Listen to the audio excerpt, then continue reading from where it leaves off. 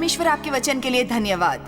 हम आपके वचन का आदर करते हैं, उन पर श्रद्धा रखते हैं और आपका धन्यवाद करते हैं कि लोगों का जीवन सचमुच अपने वचन की शक्ति से बदल रहे हैं। आज हर एक के हृदय द्वार खोल दें, हम व्याकुलता को दूर रखें और हमें बदलें यीशु के नाम पर, आमीन। मैं एक श्रृंखला इस सप्ताह के अंत में कर रही हूं जिसे मैं आमतौर पर करना पसंद करती हूं। मैं एक विषय चुनूंगी और उस पर 4 सज्ज होंगे उसके, और मैं 4 अलग अलग दृष्टिकोणों से उस पर चर्चा करूंगी, क्योंकि मुझे लगता है कभी कभी उस पर बने रहना पड़ता है उसे सही मायनों में समझने के लिए। ऐसे अवसर भी आएंगे जब मैं आपको 4 अलग अलग विषय पढ़ाऊंगी जो मेरे लिए दुर्लभ है, क्योंकि मैं एक टीचर हूं और मैं चीजों की तह तक जाना चाहती हूं। तो हम इस सप्ताह के अंत में टकराव की बात करेंगे। ज्यादातर लोग टकराव पसंद नहीं करते, कुछ लोगों को टकराव से डर लगता है और जिन्हें पसंद नहीं वो अक्सर बहाना बनाते हैं उसे न करने और कहने का, मेरे लिए टकराव मुश्किल है। खैर, जिसने भी ये कहा है उसके जीवन में कुछ ऐसी चीजें भी हैं जिस पर वो बड़ी मेहनत कर रहा है, क्योंकि कुछ कठिन है इसका ये मतलब नहीं कि आप उसमें से अपने आप बाहर आ जाएंगे। लोगों का सामना करने में मुझे कोई समस्या नहीं होती। सच तो यह है कि सामना करने में मुझे उत्साह महसूस होता है, परंतु अभी भी मुझे सीखना है कि कैसे डर का सामना किया जाए, परिस्थिति का सामना कैसे किया जाए।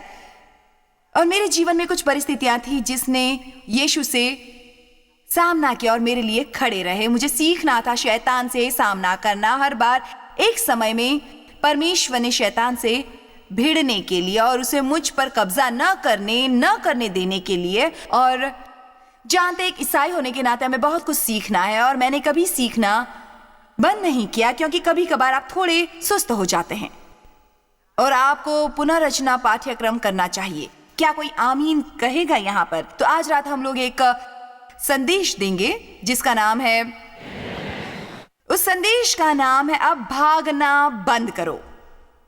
अब भागना बंद करो, आप भागना बंद करो उन चीजों से और उनका सामना करो।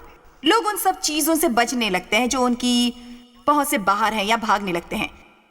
वो नई चीजों से भागते हैं, अपने अतीत से। उन्हें जिम्मेदारियां नहीं चाहिए। हमारे समाज में जो हो रहा है वो इतना घृणित है, वो केवल इसलिए कि हम जिम्मेदारी बिल्कुल भी नहीं लेना पसंद करते। वो जिम्मेदारी नहीं लेना चाहते। हमें जरूरत है परमेश्वर के प्रति भर और श्रद्धा युक्त आदर की। लोग भूल गए हैं परमेश्वर से डरना। परमेश्वर हैं। वो केवल आपका मित्र नहीं, जो कहते हैं वही करते हैं। और बाइबल एक सिद्धांत हमें अच्छी तरह सिखाती है कि जो हम बोते हैं वही काटते हैं। यदि आप आत्मा को बोते हैं तो आपको आत्मा से जीवनानंद मिलता है। यदि आप शरीर बोते हो तो उससे आपको मिलेगा क्षय, सड़न और विनाश। परमेश्वर के पास हमारे जीने का एक तरीका है। वो उन्हें आत्माएं कहते हैं, सुझाव नहीं। वो कहते हैं मैं तब करता हूं जीवन और मृत्यु, जीवन चुनो ताकि आपके पूर्वज जीवित रह सके। हम परमेश्वर के भागीदार हैं। हम दोनों का एक एक भाग है। यदि हम अपना भाग नहीं करते तो हम उस भाग का लाभ नहीं उठा पाएंगे जो परमेश्वर हमारे लिए करता है। परमेश्वर के साथ संबंध की अच्छी बात यह है कि भले ही वो हमें एक भाग करने को देता है तो उसे करने की शक्ति देता है। इसलिए वहां वास्तव में कोई बहाना नहीं। हमें जिम्मेदार होना है। इतने सारे लोग जिम्मेदार नहीं हैं। वे निर्माण के कर्जों में पहाड़ बना रहे हैं और उसके बाद वे पूरे के पूरे कर्जे में डूब जाते हैं, तो अपने को दिवालिया घोषित कर देते हैं और फिर से शुरुआत करते हैं। ये लोगों के लिए नहीं है, ये कारोबार के लिए है। और मैं किसी की निंदा करने का प्रयास नहीं कर रही हूं। मेरे जीवन में एक समय था जब मैंने अपने आप को एक मुसीबत में फंसा लिया, अपने जीवन के आगे आने वाली कुछ चीजों के आगे, क्योंकि मुझे लगा मुझे कोई नहीं चाहता और वो सभी तरह के कर्जे छोड़ भाग गया और मुझे अकेला छोड़ गया। वे मुझे उसके कर्ज का भुगतान करने के लिए अभी भी बाध्य कर रहे हैं। ऐसा समय भी आता है जब लगता है कोई विकल्प नहीं बचा। लेकिन कुछ चीजें हैं जो लोग करते हैं जिनका वास्तव में कोई विकल्प नहीं होना चाहिए। आज आम बात बन चुकी है और हमें इस तरह रहना बंद कर देना चाहिए। हमें जिम्मेदार होना चाहिए। हमें जिम्मेदार होना चाहिए और वही करना चाहिए जो परमेश्वर कहते हैं। कोई कुछ कहेगा भी सिवाय एक नए बछड़े की तरह घूरने के?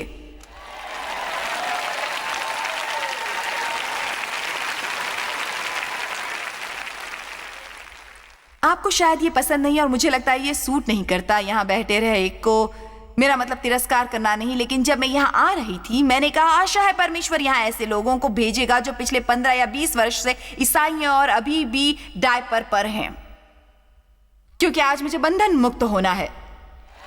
आमीन। और एकमात्र रास्ता यह है कि आपके पास अर्थपूर्ण वचन है। मैं एक मिठाई उपदेशक नहीं हूं, जैसा कि आप जानते हैं। परमेश्वर किसी न किसी को भेजेंगे आपके घावों पर मरहम लगाने के लिए, पर मैं आज रात आप पर थोड़ा कोड़ा बरसाऊंगी। आमीन। लोग जिम्मेदारी से भागते हैं, लोग कठिनाइयों से भागते हैं, वे मुश्किलों से भागते हैं, वे मुश्किल जगहों से भागते हैं, वे अपने अपराधों से भागते हैं, वे अपने आप से भागते हैं, वे अपने सच से भागते हैं, वे सारा जीवन भागते रहते हैं। कल सुबह मैं आपको सिखाऊंगी 6 विशिष्ट व्यवहारिक तरीके क्यों हम चीजों से भागते हैं।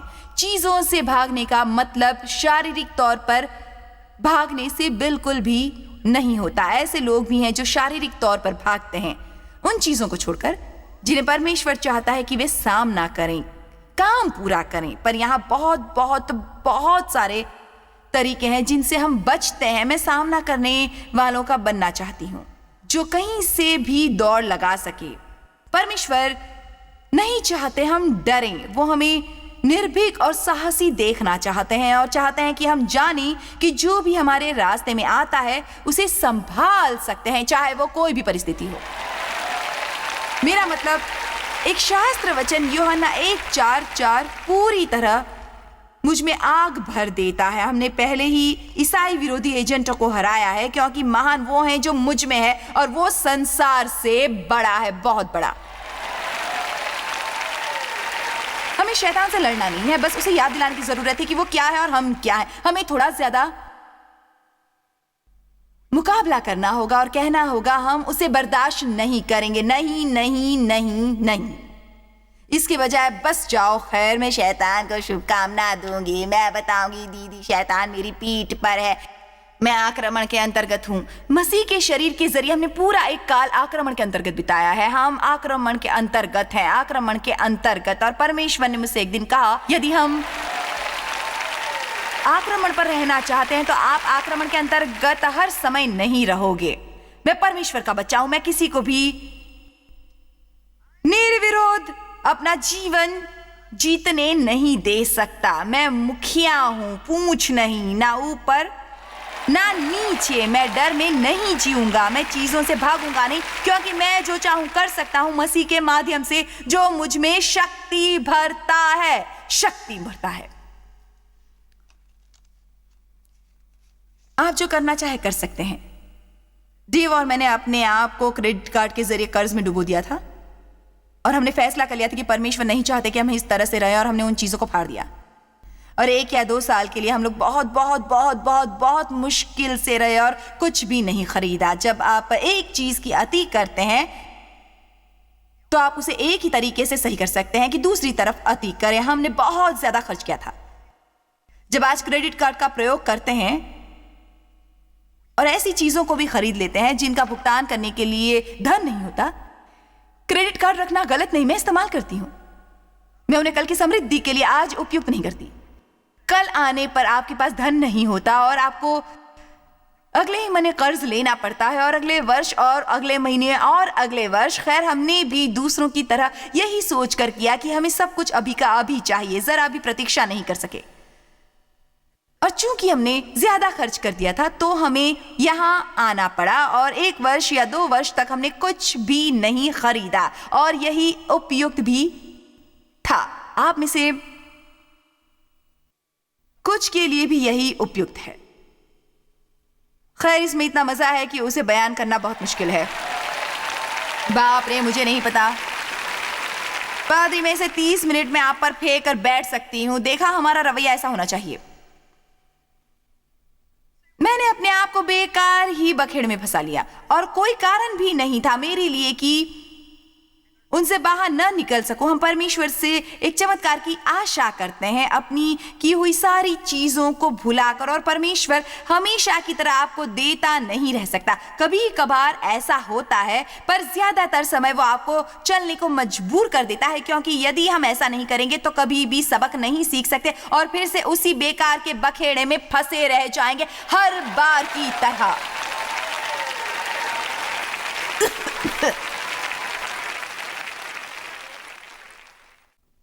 तो हमें दौड़ना बंद करना है। चलो देखें बाइबल में उन लोगों के साथ क्या हुआ था जो भागे।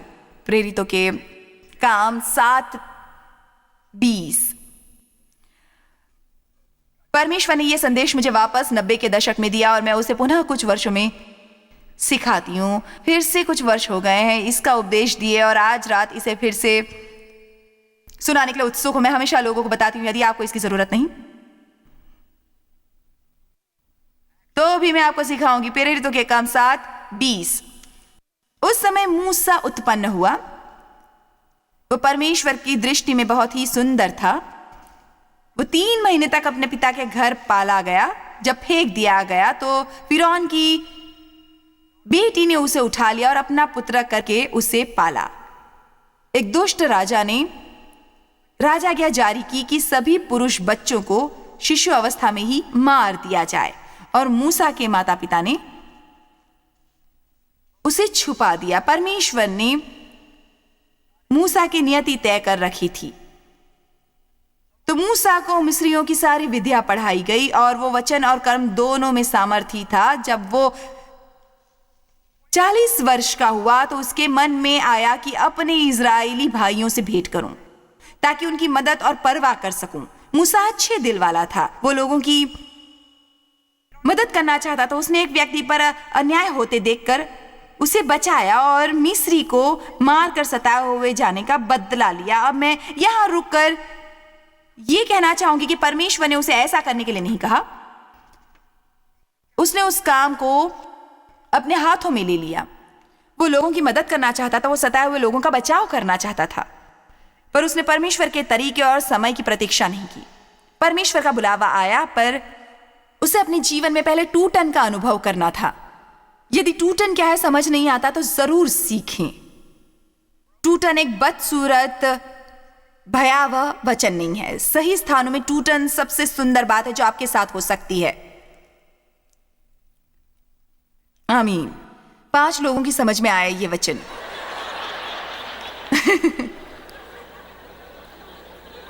मुझे और वाहवाही मिलेगी यदि चमत्कार का प्रचार करूं, पर आप पर एक एहसान करती हूं और मैं आपको कुछ ऐसा सिखाने जा रही हूं जो अपने जीवन में 1 महीने तक इस्तेमाल कर सकते हैं, अब से लेकर मुसीबतें टूटने तक। आमीन।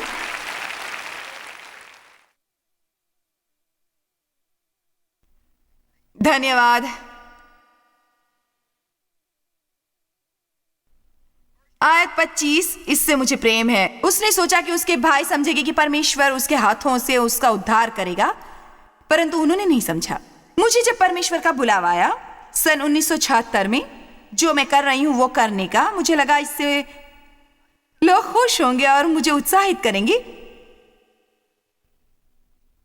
मैं चाहती थी कि वो मुझे समझे। परमेश्वर का बुलावा उनकी मदद के लिए था। समस्या ये थी कि वो मेरी मदद नहीं चाहते थे। वो बिल्कुल भी मेरी मदद नहीं चाहते थे। मैं सच कह रही हूं, वो मेरी मदद कभी भी नहीं चाहते थे। वो मेरे लिए खुश नहीं थे। ना ही वो समझे और ना मुझे आघात लगा बहुत बहुत बहुत बड़ा। परंतु आज यहां खड़े होकर बता सकती हूं वो सबसे अच्छी चीजों में से एक थी। सब कुछ अच्छे लगे इसके लिए परमेश्वर होना जरूरी नहीं। मैंने कहा सब कुछ अच्छा लगे इसके लिए परमेश्वर बनने की जरूरत नहीं। हम सब पुनरुत्थान चाहते हैं, लेकिन मैं आपको बता दूं शुक्रवार रविवार से पहले आता है। इसका मतलब सूली के बिना कोई पुनरुत्थान नहीं। खैर, मेरी प्रतिष्ठा सूली पुनः सूली पर चढ़ी गई। अपनी प्रतिष्ठा पाने के लिए यीशु के साथ उसी क्रूज पर चढ़ी और मुझे मरना पड़ा दूसरों की परवाह करते हुए कि वो मेरे बारे में क्या सोचते हैं। यह अंतड़िया खींचने जैसा था, परंतु हमें पता ही नहीं चलता कि स्वतंत्रता क्या चीज होती है जब तक जीवन के उस बिंदु पर नहीं पहुंच जाते जहां हमें किसी को प्रभावित करने की कोई आवश्यकता नहीं पड़ती।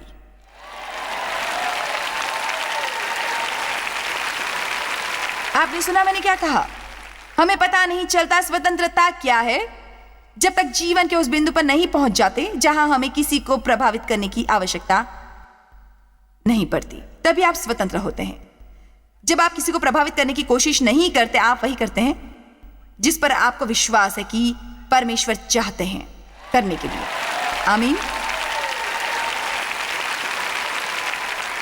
आयत 26, दूसरे दिन जब वो आपस में लड़ रहे थे तो वो वहां आ निकला और ये कह के उन्हें मेल करने के लिए समझाया, हे पुरुषों, तुम तो भाई भाइयों एक दूसरे पर क्यों अन्याय करते हो? परंतु जो अपने पड़ोसी पर अन्याय कर रहा था उसने उसे ये कहकर हटा दिया, तुम्हें किसने हम पर हाकिम और न्यायी ठहराया? ये बात सुनकर मूसा भागा। इसका मतलब वो भाग गया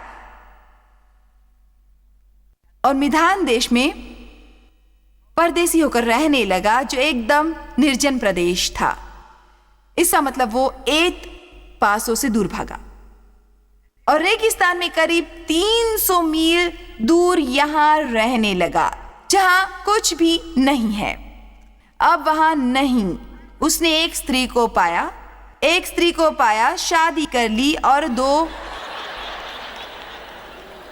बच्चे हुए, दोनों के दोनों बेटे, और वो वहां 40 वर्ष रहा।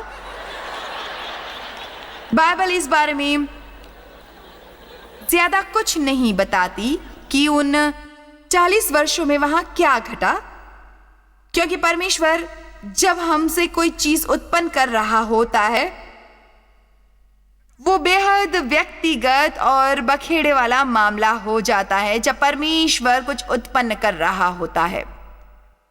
आमीन।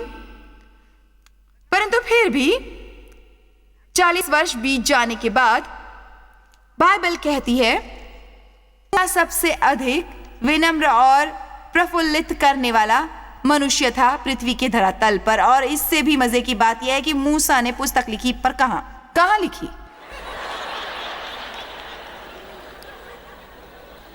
तो अभी तक मैं समझ नहीं पाई कि आप कैसे विनम्र और नम्र हो सकते हैं और कह सकते हैं कि आप विनम्र और नम्र है। उस बिंदु पर परमेश्वर ने उसे बुलाया, वही करने को कहा जो वो 40 वर्ष पहले करता था, और अब वो उसे नहीं करना चाहता। परमेश्वर ने सचमुच उसे जाने को मजबूर किया था। परंतु मैं चाहती हूं कि आप वो देखें जो बिल्कुल दीवानगी है। आयत 30, जब पूरे 40 वर्ष बीत गए तो एक स्वर्गदूत ने सिनाई पहाड़ के जंगल में उसे जलती हुई झाड़ी की ज्वाला में दर्शन दिए, और जब मूसा ने उसे देखा तो उस दृश्य को देखकर वह आश्चर्यचकित हो गया। और जब देखने के लिए वो पास गया तो प्रभु का ये शब्द हुआ, मैं तेरे बाप दादों अब्राहम, इसहाक और याकूब का परमेश्वर हूं। तब तो मूसा कांप उठा, यहां तक कि उसे देखने का हियाव न रहा। तब प्रभु ने उसे कहा, अपने पांव से जूती उतार ले, क्योंकि जिस जगह तू खड़ा है वो पवित्र भूमि है।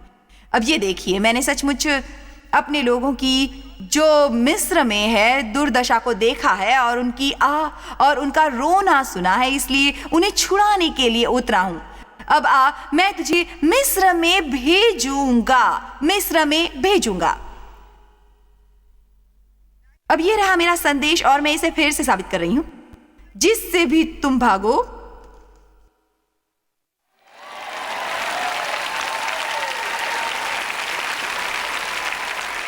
मुझे परवाह नहीं तुम कितने साल छुपते हो, जल्दी या बाद में आपको वापस जाना ही होगा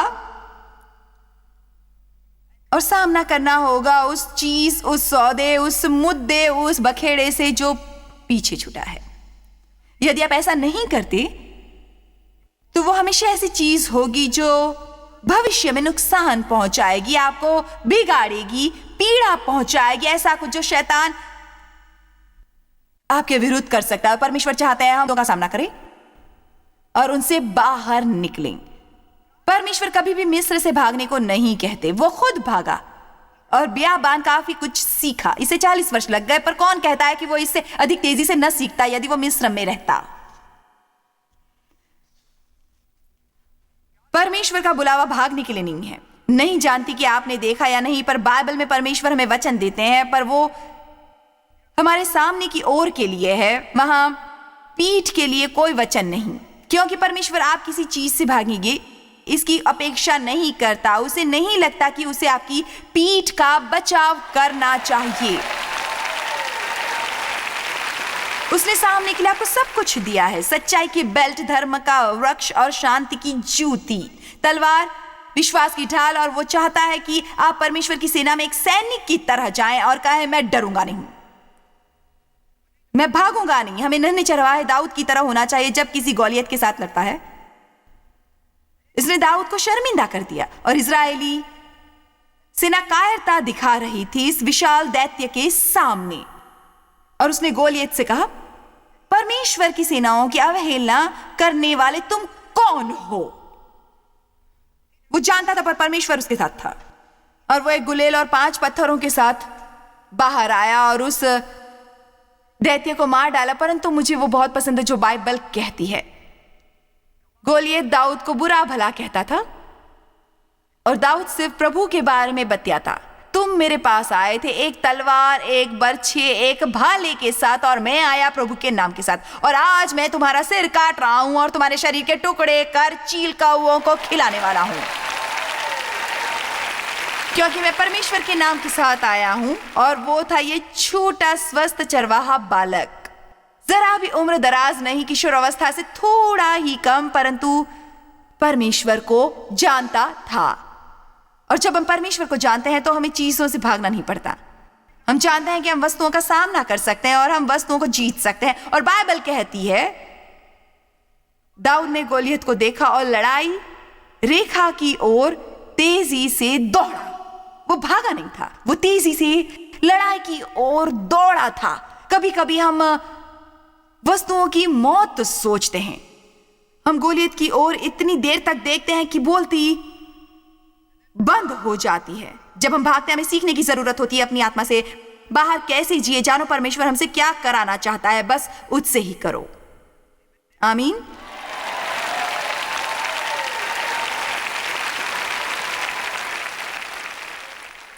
वो किस लिए भाग रहा था? खैर, वो भागा जा रहा था गलत समझे जाने से। कोई ऐसा नहीं चाहता। हम चाहते हैं हमें समझा जाए। खास तौर से स्त्रियां ऐसा ही चाहती हैं, और विशेष तौर से महीने के उन खास दिनों में जब वो अजीब से होते हैं। वो चाहती है उन्हें समझा जाए, और इस धरा पर कोई ऐसा इंसान नहीं। परंतु मैंने अपने पति से कहा है, मुझे परवाह नहीं कि तुम मुझे समझते हो या नहीं, बस मुझे बता दो। यही वो समय है जब आप गप हाँक सकते हो, मेरे गले में बाहें डालो और कहो, हनी मैं समझता हूं। ये तुम्हें अच्छा लगता है जब मुझे लगता है कि समझता है। यदि वे नहीं लगता तब भी, तो क्या आपको बेहतर महसूस नहीं होता जब कोई कहे मैं समझता हूं, मैं समझता हूं? खैर, मूसा ने ऐसा सोचा था, वो लोग समझ रहे थे, लेकिन नहीं समझा। उन लोगों ने नकारने के बाद जिनकी वो मदद करना चाहता था वो भाग गया।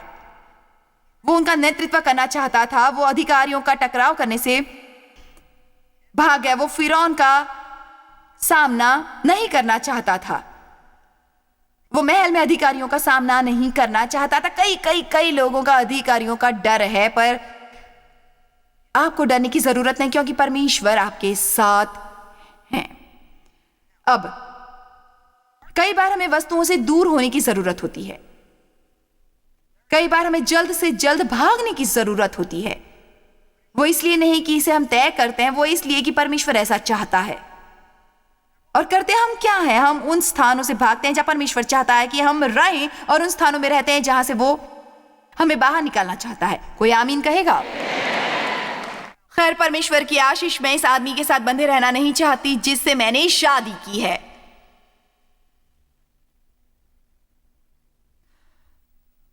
और दूसरी ओर आप पाएंगे ऐसी स्त्री जो ऐसे आदमी से पिटती है जो उसे और उसके बच्चों को अपशब्द कहता है। पिछले 25 सालों से वो कहीं नहीं जाएगी। परमेश्वर ने तुम्हें इसलिए बुलावा नहीं भेजा है कि तुम पीटो, अपशब्द सुनो और इसके बावजूद कहीं भी न जाओ। वो ये नहीं है जो परमेश्वर आपके लिए चाहते हैं। आपको खड़ा होना पड़ेगा, आपको उसका सामना करना होगा और कहना होगा, मैं ऐसे नहीं रह सकती, मुझे ऐसे व्यवहार की दरकार नहीं, बच्चों के साथ ऐसा व्यवहार नहीं चाहिए। मुझे किसी को ये मत लगने दो कि तुम बेकार की चीज हो, क्योंकि तुम्हारे साथ दुर्व्यवहार हो रहा है। अपनी उपयोगिता और मूल्यों का आंकलन दूसरों को मत करने दो, सिर्फ परमेश्वर को दो। खैर, मैं आपको याद दिलाना चाहती हूँ, आपको किसी से डरने की कोई जरूरत नहीं। आपको डर महसूस होगा पर उससे डरना नहीं है, ये दो अलग चीजें हैं।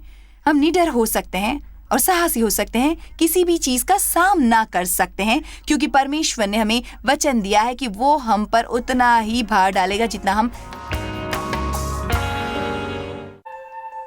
जॉय स्मायर मिनिस्ट्रीज में आप हमारे लिए कितने अहम हैं, इसका आपको अंदाजा नहीं। हम आपके आभारी हैं और हम धन्यवाद करते हैं अपने सब मित्रों और सहयोगियों का कि उन्होंने इस विश्वव्यापी सेवकाई को संभव बनाया। मिलकर हम भूखों को खिला रहे हैं, गरीबों को पहना रहे हैं और कई देशों में सुसमाचार पहुंचा रहे हैं। कृपया हमसे संपर्क करें या विजिट करें jmmindia.org पर। आज ही अपनी प्रार्थना के अनुरोध बताने के लिए, हमारे साधनों के बारे में और जानकारी और जॉयस की सभाओं का शेड्यूल जानने के लिए और हमारे सहयोगी बन जाएं दुनिया भर में मसीह का प्रेम बांटने के लिए।